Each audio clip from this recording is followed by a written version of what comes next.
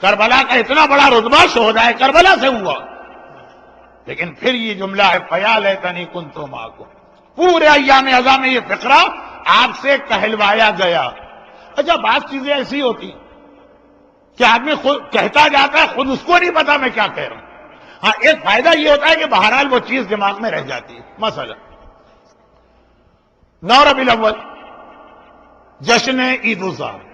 8 ربیع الاول کو لکھنؤ، حیدرآباد، کراچی ایک طریقہ ہے کہ اہل حرم کی مدینہ واپسی. یہ تاریخ 8 ربیع الاول کی اہل حرم کی واپسی کے حوالے سے منائی جاتی ہے. تو یہ روایت میں 9 ربیع الاول کو پڑھتا ہوں. 8 کو اہل حرم کی واپسی آئی تو اب 9 کی روایت. جب اہل بیت مدینے آ گئے تو 8 کا دن تو اس حالت میں گزرا کہ زینب کبریٰ نے مدینے میں داخل ہونے سے انکار کیا. ام البنین آ کے بیٹی کو لے کے گئیں، پہلے نانا کی قبر پہ گئیں، پھر ماں کی قبر پہ آئیں، پھر بھائی کے گھر پہ گئیں، پھر اپنے گھر گئیں. اور عبداللہ ابن جعفر طیار نہ پہچان سکے. یہ تو 8 کا بیان. 9 ربیع الاول کربلا کے بعد جب اہل حرم آئے، جو پہلا دن آیا، اب مدینے والے پرسہ دینے آنے لگے. پہلا دن اہل بیت ایک طرح سے سمجھیے کہ اپنے ذاتی معاملات کے پرسنل پرسے ہو رہے. 9 کو پورا مدینہ پرسہ دینے آیا. مدینے والے حسین کو جانتے ہیں، پہچانتے ہیں، چنانچہ آئے اور پرسہ دیتے دیتے ایک بات کہی. اچھا خواتین جو آئیں وہ تقسیم ہو گئی. کوئی زینب کے پاس بیٹھا تو کوئی کلثوم کے پاس بیٹھا تو کوئی رباب کے پاس بیٹھا. مرد جتنے آئے تو کربلا سے ایک ہی مرد تو زندہ آیا، سارا مجمع سجاد کے پاس. اور ان میں ایک آدمی نے ایک بڑا عجیب سوال کر دیا. بدتمیز تھا یا نادان تھا یا کم معرفت رکھنے والا تھا، کچھ بھی تھا، بڑا عجیب سوال کر دیا. کہا مولا سجاد میں اس دن بھی مدینے میں تھا جس دن آپ کا بابا قافلہ لے کے گیا. کیا شان سی قافلے؟ حسین بھی ہیں، عباس بھی ہیں، اکبر بھی ہیں، اون بھی ہیں، محمد بھی ہیں، قاسم بھی. اور علم بھی جب دیکھتا تھا قافلے کے تو سارے سبز رنگ کے تھے. اور میں آج بھی اسی مدینے میں ہوں کہ مردوں میں کوئی نہیں ہے سوائے آپ. اور آپ بھی گئے تھے تو 24 سال کے جوان، واپس آئے تو 70 سال کے بزرگ لگ رہے. علم بھی دیکھتا ہوں تو آج کالا علم نہیں ہے بلکہ سبز علم. سبز علم نہیں ہے، کالا. تو مولا یہ اتنی ساری قربانی دے کے یہ بتائیے آپ کے بابا اپنے مقصد میں کامیاب ہوئے کہ ناکام؟ عجیب کم معرفت رکھنے والا انسان، اسے پتہ ہی نہیں کہ امامت کبھی ناکام ہوتی ہی نہیں ہے. اگر امام زندہ آ جائے تب بھی کامیاب ہے، امام مارا جائے تب بھی وہ کامیاب ہے. علی نے اگر مرہب کا سر کاٹا تب بھی کامیابی ہے، اور حسین کا کٹا سر نو کے نیزہ پہ بلند ہوا تب بھی کامیابی. مگر وہ ہے ایسا نادان نہ سمجھ کم معرفت والا. مولا نے اسے دیکھا، سوال سنا، کہا اچھا پہلے میرا چھوٹا سا کام کرتے، اس سامنے میرے جد کی مسجد النبوی، جلدی سے جا کے 2 رکعت نماز پڑھ کے آ جائے. وہ گیا، نماز پڑھ کے آ گیا. مولا میرے سوال کا جواب. امام نے کہا جواب مل تو گیا، جواب مل تو گیا ہے، اب کیا جواب مانگ رہا؟ گھبرا کے کہا مولا کون سا جواب؟ آپ نے کوئی جواب نہیں دیا. کہا کیا عمل کر کے آ رہا ہے؟ کہا مولا میں نماز پڑھ کے آ رہا ہوں. کہا یہ نماز تیرے سوال کا جواب. قیامت تک جب بھی اس دنیا میں کوئی نماز پڑھی جاتی ہے وہ حسین کی فتح کا اعلان ہوتی ہے.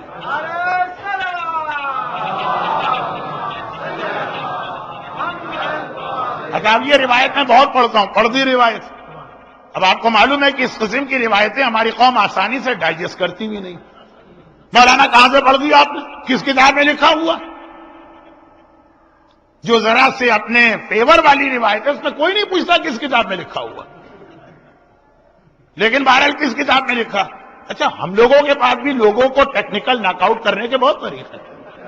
میں ایک ایسی کتاب کا نام لے سکتا ہوں جس کا دنیا میں صرف ایک نسخہ ہو، وہ بھی کسی ایسی لائبریری میں کہ پتا یہ تو وہاں جا ہی نہیں سکتا. اس کو تو جواب دے دیا نا کہ فلاں کتاب کے 6 جلد کے صفحہ 172 پہ لکھا. اب وہ جائے کہاں سے کتاب لے، کہاں سے 6 جلد اٹھائے کیسے، صفحہ 172 کھولے کیسے، کھول بھی لے تو سمجھے کیسے؟ عربی کتاب نہیں، میں نہیں کرتا. بھائی اس نے سوال کیا، اس کو مطمئن کرنا. میں نے کہا کہ آپ کو کیا اعتراض؟ کہا مولانا اعتراض یہ کہ کربلا کا اتنا بڑا واقعہ اور آپ نے اس کو نماز کے اندر محدود کر دیا. یہ کہاں سے پڑھا آپ نے؟ میں نے کہا یہ میں نے آپ سے سن کے پڑھا. آپ راوی ہیں، آپ میرا سورس ہیں، آپ نے مجھے بتایا. ارے تو ایسا لگا جیسے بارود کو جو آگ لگا دی گئی، ایک مرتبہ وہ بھڑک اٹھا، پھٹ گیا، مولانا میں تو اس پہ اعتراض کر رہا ہوں اور آپ کہہ رہے ہیں میری وجہ سے آپ نے یہ پڑھا۔ میں نے کہا میں نے ہمیشہ ہر شب جمعہ آپ کو دیکھا ہے کہ آپ آقا حسین کی زیارت پڑھتے ہیں، اور اس میں آپ کہتے ہیں اشہد انک قد اقمت الصلاۃ۔ آقا حسین میں گواہی دیتا ہوں کہ آپ نے نمازیں بچائیں۔ عربی میں آپ پڑھیں تو کوئی اعتراض نہیں، خالی اردو ترجمہ میں کر لوں تو کہاں سے آ گئی روایت، اعتراض ہو گیا۔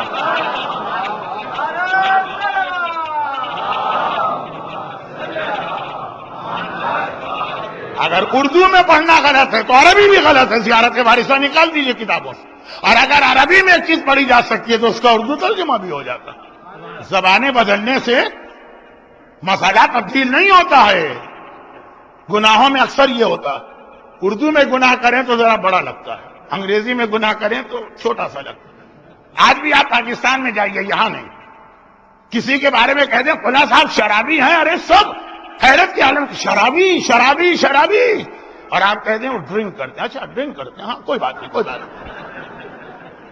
لفظ شرابی جب ڈرنکر کے ڈرنک کے معنی میں آتا ہے لگتا ہے گناہ ہوا ہی نہیں، بہت چھوٹا ہو گیا گناہ۔ گناہ ہے، چاہے انگریزی میں کیا جائے چاہے اردو میں کیا جائے۔ اچھا خیر، تو روایت ہے۔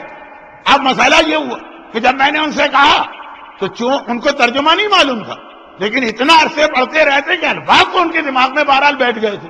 زیارت وارثہ کو پڑھوانے کا ایک مقصد یہ بھی ہے کہ مطلب پتا ہو کہ نہ پتا ہو، الفاظ تمہارے دماغ میں بیٹھ جائے، کبھی نہ کبھی ان الفاظ کی مدد سے تم اصل پیغام تک پہنچ جاؤ گے۔ تو اب دیکھیے زیارت وارثہ کا آخری جملہ، اسی زیارت وارثہ میں ایک لفظ آتا ہے السلام علیکم یا صاحب اللہ۔ آپ کے عزاخانے میں، آپ کے سینٹر جب میں داخل ہوا، جو علم میں نے دیکھا دل خوش ہو گئے۔ میں نے لانے والے سے پوچھا، لانے والے ماموں تھے، مجھے لانے والے، میں نے پوچھا کہ یہ اتنا شاندار علم، کہنے لگے کل تک کالا علم تھا، اس کے بعد جب رات آتی ہے تو علم بدلا جاتا۔ کربلا میں آقا حسین کے روزے پہ ہمیشہ سرخ علم لہراتا۔ ایام ازاں ہو کہ ایام ازاں کے بعد اس میں ایک پیغام ہے، وہ ابھی آ رہا ہے، بس میں پہلی تمہید مکمل کروں۔ زیارت وارثہ کا آخری جملہ، اتنی پڑھائی گئی زیارت کہ آپ کو اس کا مطلب معلوم ہو کہ نہ معلوم، الفاظ دماغ میں بیٹھ گئے۔ اشہد انک قد اقمت الصلاۃ دماغ میں بیٹھ گئے۔ فیا لیتنی کنت معکم، اے کربلا والو کاش میں تمہارے ساتھ ہوتا۔ بات کیا چل رہی تھی کہ 2 مہینے 8 دن کے بعد مومن میں ایک تبدیلی آنی چاہیے اور ہیلدی چینج۔ اے کربلا والو کاش میں تمہارے ساتھ ہوتا، تو جو قربانی تم نے دی ہے میں بھی ویسی ہی قربانی دیتا۔ وہ تو 3 دن کے بھوکے اور پیاسے رہے، ہم سے تو تھوڑے سے حرام، نہیں جنرل بات کر رہا ہوں، تھوڑے سے حرام پیسے جو ہیں وہ ہاتھ سے نہ چھوڑے جائیں۔ انہوں نے تو اپنا وطن چھوڑ دیا اور گئے صحرا میں۔ پاکستان چھوڑ کے امریکہ آنا آسان ہے، امریکہ چھوڑ کے پاکستان جانا مشکل ہے۔ دین کو بچانے کے لیے انہوں نے، اب یہاں دین پہ کمپرومائز ہو جائے گا، واپسی کوئی نہیں اختیار کرے گا۔ میں الٹی سیدھی بات کہہ بھی نہیں رہا ہوں، میں کہیں ایک جنرل بات کہہ رہا ہوں۔ فیا لیتنی کنت معکم، اے کربلا والو جو قربانی تم نے دی ہے، ہم ہوتے تو ہم بھی یہ قربانی دیتے۔ کاش، ایک لفظ کاش آ گئے۔ مگر اس کاش کا مطلب کیا؟ اس کاش کا مطلب یہ ہے کہ تم کہہ رہے ہو کہ اگر 1400 سال پہلے میں ہوتا تو دین کے لیے ہر قربانی دیتا، تو آج دے دو۔ دین تو آج بھی تم سے قربانی مانگ رہا ہے نا، آج دے دو قربانی، اگر یہ لیتنی تم واقعا سچے دل سے کہہ رہے ہو۔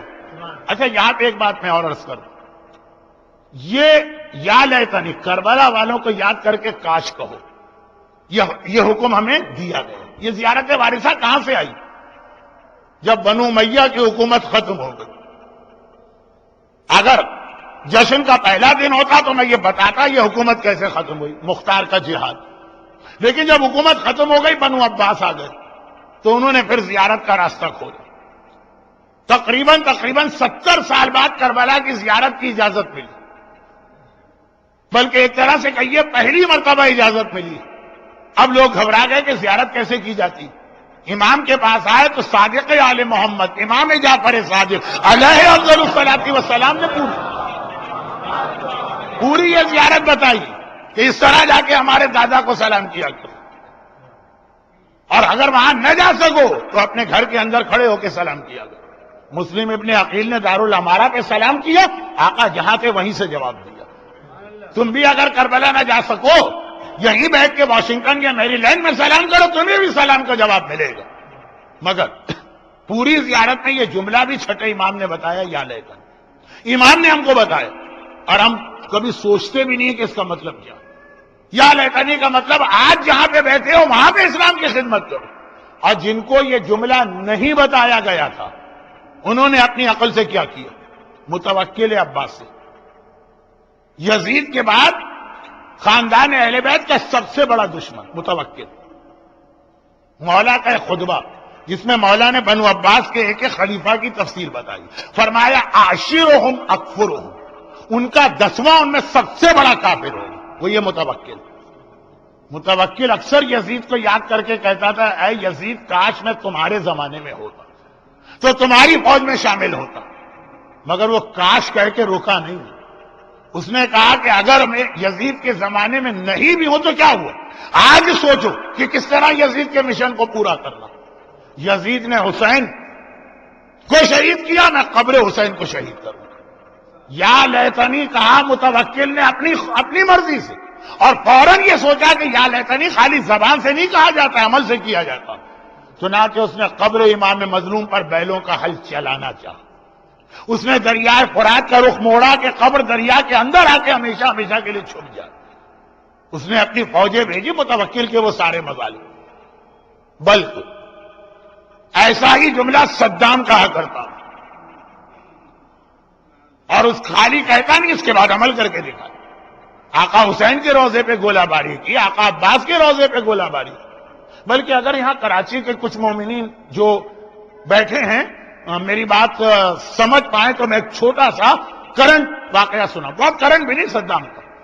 کراچی میں ایک بہت مشہور امام بارگاہ ہے باب العلم کراچی کی، اور بہت ہی پرائم لوکیشن پر ہے، وہ ایسی جگہ پر ہے کہ تقریباً آدھا کراچی وہاں سے گزر کے اپنے اپنے گھروں کو جاتا۔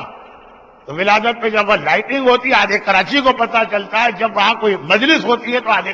وہ باب العلم کی ایک خصوصیت یہ ہے کہ کراچی کی حد تک سب سے پہلے روزوں کی شبی بننا وہاں سے شروع ہے۔ لکھنؤ میں تو خیر اودھ کے نوابوں نے سارے روزوں کی شبی بنائی، حیدرآباد دکن کے اندر تو روزوں کی شبی ہے، لیکن کراچی کی حد تک تو باب العلم میں حضرت عباس کے روزے کی ڈیٹو کاپی، ریپلکا کہتے ہیں غالباً انگریزی میں، جیسا کربلا کا روزہ۔ اور یہ زمانہ وہ تھا جب کربلا کی زیارت بڑی سخت کر دی تھی صدام، تو لوگوں کے لیے بھی ایک بڑی تسلی تھی کہ وہ وہاں نہیں جا پا رہے، کم از کم روزے کی شبی تو دیکھ رہے ہیں۔ اچھا، جب یہ روزے کی شبی بنائی جا رہی تھی تو اس وقت صدام کا ریلیجس افیئر کا جو منسٹر وہ کراچی کا وزٹ کر رہا۔ اب باب العلم کے اس زمانے کے کچھ لوگوں نے یہ سوچا کہ اس کو لا کے یہ روزہ دکھایا جائے، شبی روزہ، کیونکہ جو ریلیجس افیئر کا منسٹر ہے اس کے پورٹ فولیو میں کربلا کے سارے روزوں کی دیکھ بھال شامل ہے، اور اس کو لا کے دکھایا، کتنا خوش ہوگا کہ بھائی ہمارے شہر کی جو میری اپنی وزارت کے پورٹ فولیو میں چیز آتی ہے وہ یہاں کراچی والوں نے اس کو بچایا۔ اب جیسے دنیا کے کئی شہروں میں جاتا ہوں، سڑک کا نام ہوتا ہے لاہور اسٹریٹ، کراچی اسٹریٹ، خود بخود دل خوش ہو جاتا ہے، نہ کچھ مل رہا ہے، نہ کوئی فائدہ ہے، نہ کوئی انعام ہے، بس اپنے شہر کا نام دیکھا، اپنے ملک کا نام دیکھا، خود بخود دل میں خوشی آتی۔ انہوں نے سوچا کہ کتنا خوش ہو، اور کسی کو زیادہ خوشی پہنچانے کا طریقہ یہ کہ ان ایکسپیکٹڈ زیارت کرو۔ تو اس کے پاس گئے، کہا کہ ہمارا امام باڑہ ہے باب العلم کا، آپ ایک وزٹ وہاں کبھی کر دیجیے، وہاں بہت مومنین آتے ہیں۔ تو صدام کا منسٹر تو آیا اس لیے تھا کہ صاحبان ایمان کو کسی طرح سے بے وقوف بنا کے صدام کی حمایتیں حاصل کر، کہ میں آؤں گا، اس کو لے کے آئے، اور باتیں کرتے کرتے گاڑی سے اتار کے باتیں کرتے کرتے ایک دم اس کو روضہ حضرت عباس کی شبیہ کے سامنے کھڑا کر دیا۔ جیسے اگر آپ نے کبھی انڈین کشمیر کا وزٹ کیا ہو یا افریقہ کے کچھ ملکوں کا، تو گائیڈ جو ہے نا وہ کہتا ہے آگے بڑھیے، لیفٹ سائڈ پہ دیکھیے گا نہیں، رائٹ دیکھیے گا، جب میں کہوں تب مڑ کے دیکھیے گا، اور پھر مڑ کے آدمی دیکھتا ہے اتنی خوبصورت جگہ نظر آتی ہے، اچانک بہت خوش ہوتا ہے، تو باتوں میں لگا کے لائے، اس کو دیکھنے نہ دیا روزہ، اس کے سامنے لے جا کے کھڑا کیا اور کہا اب ذرا نگاہیں اٹھا کے دیکھیے، اس نے دیکھا عراق کا ریلیجیس افیئر کا منسٹر، جس کے پورٹ فولیو میں کربلا کے روزے شامل، اس کی نگاہ حضرت عباس کے روزے پہ پڑی. اور ایک تو ویسے ہی عراق کے لوگ سرخ و سفید، اتنا غصہ کہ لگا یہ کہ اس کے کھال سے خون ٹپک کے گرے. اب اختیار ایکسٹیمپو اس نے جملہ کہہ دیا. اس نے کہا کہ کربلا میں جہاں اصلی روزہ ہے ہم تو اس کا نام و نشان مٹانے کی فکر میں لگے اور آپ یہاں پہ اس کی شبیہ بنا کے ہمیں لا کے دکھا رہے ہیں. یہ تھے وہ لوگ جو یزید کو اپنا آئیڈیل مانتے تھے کہ جو یزید نے کیا ہے ہم نہیں تھے اس زمانے میں، آج بیٹھ کر یزید کے مشن کو پورا کریں. اور جنہیں معصومین نے کہا جب حسین یاد آئیں تو ہمیشہ کہو کہ مولا کاش میں آپ کے ساتھ ہوتا تو میں بھی اس جہاد میں حصہ لیتا. وہ زبان سے یہ کہہ کے رک جاتے ہیں، یہ نہیں سوچتے کہ اب جہاد حسینی میں آج بھی آپ اپنا حصہ شامل کر سکتے ہیں. وہ تمام خواتین جو چادر زینب پر روتی ہیں، کبھی سوچا بھی ہے کہ چادر اسلام نے خالی زینب کے لیے واجب نہیں کی تھی، ہر عورت کے لیے واجب کی. وہ تمام مرد جو کربلا کی اس نماز کو سن کے بے اختیار آنسو بہاتے ہیں کہ جس نماز میں 2 صحابیوں نے کھڑے ہو کے سینوں پہ تیر برکر ہو کے تاکہ لوگ نماز پڑھیں، وہ خود عاشورے کے بعد نماز کی اہمیت کو کیوں بھولنے لگتے ہیں؟